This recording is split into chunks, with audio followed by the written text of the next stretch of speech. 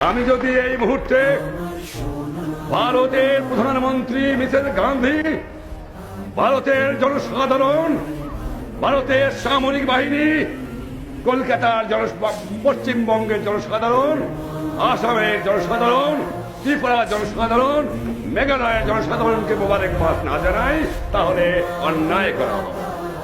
তাদের আমি আপনাদের পক্ষের থেকে 7 কোটির দুঃখী বাঙালির পক্ষের থেকে ধন্যবাদ জানাই। 1 কোটি লোককে তারা আমার খাবার দিয়েছে, 1 কোটি লোককে তারা আমাকে স্থান দিয়েছে, 1 কোটি লোককে তারা আমার আমি যদি রাশিয়া সরকার, রাশিয়া জনসাধারণকে ধন্যবাদ না জানাই অন্যায় করা হবে।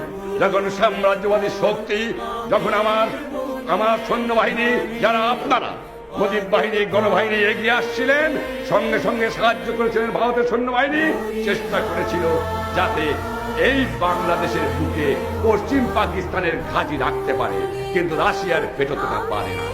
সেই জন্য রাশিয়াকে আমি মোবারকবাদ। আমি দুনিয়ার ব্রিটিশ, ফ্রান্স, জার্মানি, এমনকি এখন সাংবাদিক এবং তাদের নেতাদের আমি ধন্যবাদ জানাই, কিন্তু আমেরিকার সরকারকে আমি ধন্যবাদ দিতে পারি না।